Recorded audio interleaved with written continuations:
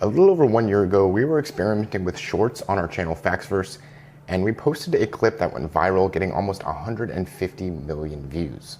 It also got us over 150,000 subscribers. And you might think these are great stats to bring into your channel, but this is actually one of the worst things that could have happened to us.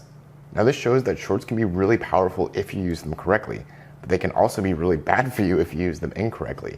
So I want to walk you through how we navigated this and what you can take away from it as a YouTube creator. So for starters, we know shorts are the next big thing on YouTube. They had to compete with TikTok, with Instagram Reels, with all of the other short form content platforms out there.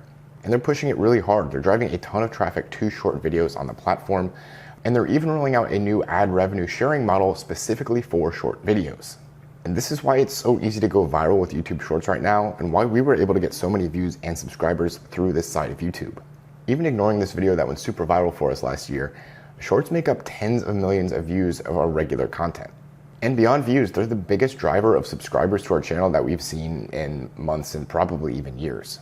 And as the analytics show, you can see that it's all coming from the magical shorts feed, and that's where you get those crazy view numbers from. But let's go back to our problematic video. When we first started experimenting with shorts, we were just publishing clips that we thought had the potential to go viral and get a bunch of views. So we licensed this clip from a third-party website about a python getting a beach towel removed from its mouth. Oddly enough, like most short videos, for some reason, it did absolutely nothing for a few weeks, and then out of nowhere, it started getting crazy traffic and got millions and millions of views per day.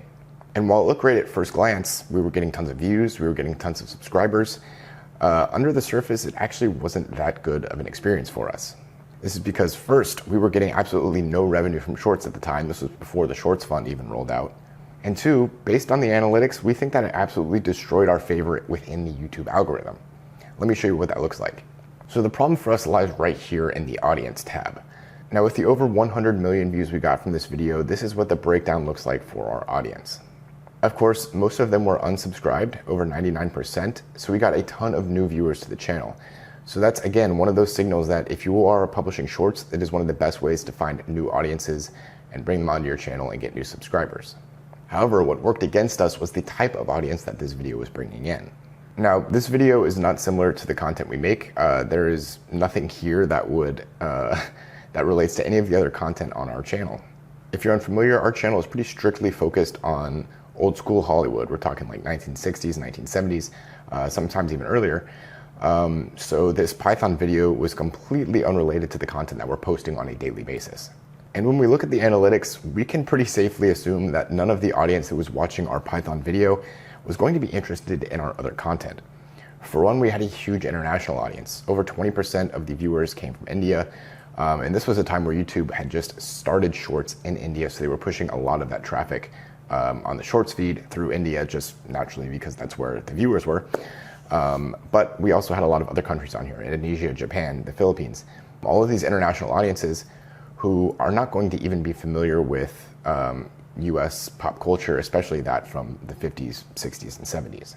Furthermore, we can look at the age groups and pretty safely assume the same thing. Most of our content is, again, pretty old, so unless you're maybe in your 40s at the earliest, most likely up to your 50s and 60s, you're not going to be familiar with most of our other content.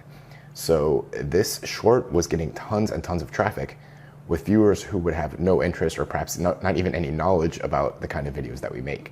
And for comparison, we can take a look at this with our current audience analytics, which is our entire channel analytics right here, not focusing in on a certain video. But our top geography is, of course, the United States, with the UK and Canada and Australia right close behind all of these other English-speaking countries. Almost 70% of our traffic comes from the US. So when you compare that to 20% in India and only 10% from the US here on this short, like, there's obviously just a huge mismatch there. And then, of course, we have our age split here, which is largely skewed towards those older age demographics, which, again, not what this short video was drawing in. So the problem is, immediately after this Python video launches and we get tons of views, tons of new subscribers, that is a big indicator to YouTube to maybe start suggesting other videos in our library to this audience. This is new audience members that were brought in and they liked our content. That's why they got so many views. The video had good retention. So we assume that YouTube's algorithm thinks, okay, they liked this video from Faxverse. Let's show them more videos from Faxverse and see if they are further satisfied with their library of content. But as I showed you, none of our other content really fit what this short video delivered on. So all of the people who were coming in and watching this Python short expecting more videos like that were shown videos from old Hollywood that they probably had no idea, what they even were. Furthermore, it was English content being pushed to international audiences who might not even be able to understand the video that they're being shown. Of course, we couldn't assume all of this for sure because YouTube still hadn't separated the analytics for shorts and long form content. So we were largely going off of gut instinct here while we were watching the rest of our videos get worse and worse performance, and this Python video just kept getting more and more views. And unfortunately, some of this data seems to be wiped, like the impressions and click-through rate, which I think are probably some of the most important for this scenario. But you can see the video went viral here in early May, and right around that time is when our views started to taper off for the next couple months. And this is where we think we were feeling the after effects of the short going viral, and then YouTube pushing our content to now the wrong audiences, those new subscribers, those new viewers who were coming in, who actually weren't interested in our main library. So this video went on and we just let it keep running because we thought views and subscribers can't possibly be that bad, until late August, where we switched it off. And then almost immediately we saw a big bump in our traffic once again. So it's hard to point to exactly the short and say that was for sure the issue, and as soon as we turned it off, the problem was solved and we were back to normal. But the data does seem to indicate that YouTube was going to push the rest of our content to the shorts viewers, which had negative impacts on things like our click-through rate and just views across the board, because people who were being shown our videos weren't actually interested in them. So in summary, the trick from this really is to make sure you're making shorts that are similar to the rest of your content, because the shorts have the potential to get that huge traffic, tons of views, tons of subscribers, to bring new people to your channel. The trick is, again, make sure those shorts are similar to the rest of your content so that when those new viewers come to your channel, they see other videos that they're going to be able to enjoy and engage with. After having that bad experiment with a Python video, we've learned from that to create short videos that are just like our main content, and we've had a lot more success. Not only are the views more consistent across the videos, but they're bringing in a ton of subscribers that we know are going to enjoy our other content. And honestly, you don't even have to make dedicated short form videos. It's super cheap to make short videos out of content that you already have. One great example of this is the new edit into a short feature on all YouTube channels. If you're logged into your account and you are viewing one of your own videos, you can just create a short from that exact video, and you just pull up to 60 seconds from that video, and boom, it's a short. You don't even have to use a computer. You just pop up the video on your phone and create a short. And we are a little more strategic and involved in that, because sometimes you want to be able to crop the video and make sure that everything fits in the shorts feed for an optimal viewing experience.